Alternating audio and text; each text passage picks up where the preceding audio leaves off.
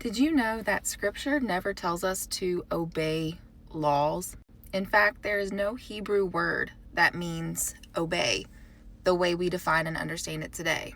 We think that keep the commandments means do the commandments, right? But the Hebrew word for keep is shamar, and it means to guard or protect, like a watchman protects a city. And the word translated as obey is actually shema, meaning to listen and respond authentically. It's a listening that is intended to cultivate a heart motivated to respond with action. Shema means to hear fully, consider deeply, and respond faithfully. When our Messiah was asked, what is the first commandment of all? He responded with Deuteronomy 6, verse 4. Hear, O Israel, or Shema, O Israel. The greatest commandment in the entire Bible is not do, it's listen, Shema.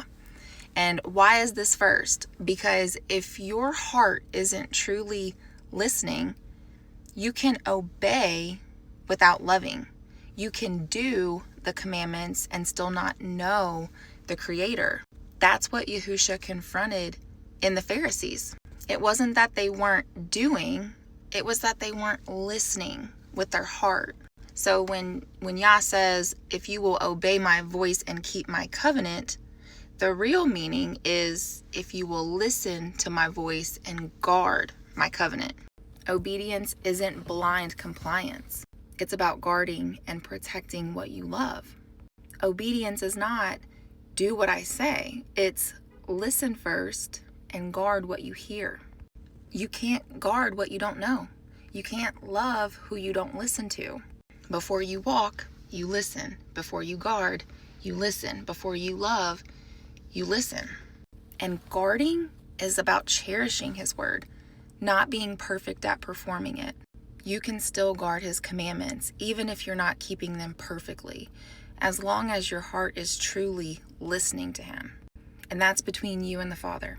The Bible never tells you to obey laws. It tells you to guard the Father's instructions. You can be growing, learning, questioning, wrestling, and still be deeply faithful in covenant, because guarding His word means treasuring His word, not performing it flawlessly. So we don't toss those instructions aside as something done away with. They're meant to be something we defend, stand on, and live to protect, because that's exactly what our Messiah did. And then He said, follow me.